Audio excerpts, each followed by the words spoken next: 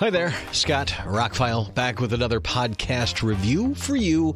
Going to talk about the 2019 film, The Art of Self-Defense.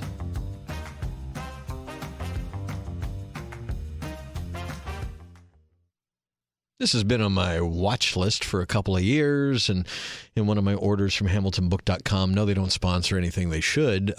They just sell off going out of print books, movies, CDs, things like that. Picked up a cheap copy of this, sat on the shelf for a little while, finally got around to it. 2019 film, doesn't list what the budget was. It only made $2.4 million at the box office. If you haven't seen it yet, this is going to be a relatively short review. Jesse Eisenberg, Alessandro Nivola, and Imogen Poots star in it. Riley Stearns wrote the screenplay and directed the movie. Really enjoyed this film. But like I said, the review's going to be short because I don't want to get into spoilers. I think this is one of those movies that's best to go in as cold as possible and then enjoy the surprises that come along the way. I will tell you that it's Jesse Eisenberg playing the typical Jesse Eisenberg character to perfection. He does the nerd, introvert kind of character often. This is probably one of his best ones. Really liked Alessandro Nivola, really liked Imogen Poots. I thought everybody was great in the movie. The weird thing about the movie is some of it just hits. It's a black comedy. It's kind of a treatise on toxic masculinity. But some of it had real heartfelt stuff, like almost you feel sorry for some of the people I'm not really sure you're supposed to feel sorry for at a certain point in time.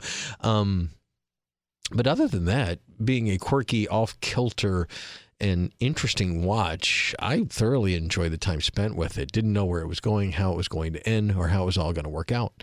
There was a little bit of dog violence, if you want to know going is. Nothing like it's less than John Wick or anything like that, so I'll go ahead and mention that. And other than that, I can't get too much into it. Like I said, Jesse Eisenberg is getting to an age where I don't know how much longer he can do these types of characters. But he does this one really well. He was hired for a specific, reason, and that's very clear. He's the excellent, quirky character who gets involved in this situation.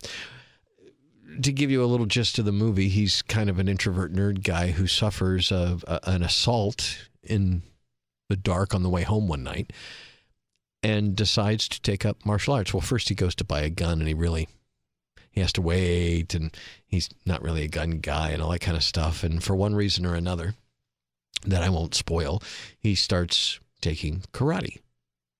And as someone who's taken karate, they do illustrate very well how it starts, how much work is involved. But it takes everything to the nth degree. And the sensei character is, the atypical guy you're going to run into teaching karate at the strip mall anywhere in the lower 48 states for the most part. You don't always get, somebody that's even tempered or something. These are people who compete. These are people who have egos. These are, I took martial arts from a guy from Japan who'd been doing it for 30 years and could put his heel on my forehead without looking, and he was shorter than me, and he was the most zen, calm, and cool guy ever. This guy is not quite somebody like, say, the guy from Karate Kid or whatever, but he is pretty toxic, and there's some strange rules to the dojo. So there's your preface. If that sounds interesting to you and following these quirky characters to its natural conclusion, I thought the movie executed everything that it tried to do well. I think I got it. I enjoyed it. When it was over, I put it up on the shelf and said, I'll watch that again sometime. And that is the highest review I can give for any movie. That I don't regret my purchase and want to resell it online or anything. And I keep it, and I'm actually very happy that it came with a digital copy too. It was worth the price I paid for it, which wasn't very much. So if you get a chance, it's on streaming services right now. It's been out for 4 years. But I thought it was really good. Quirky comedy with some heartfelt drama that it just kind of, took me aback because that's not what I expected from the film. But if you're into off-quirky and a little violent and off-kilter, then I think you'll like The Art of Self-Defense. And I can't wait to see what else Riley Stearns does. It was well-directed, well-acted, and all in all, an entertaining flick.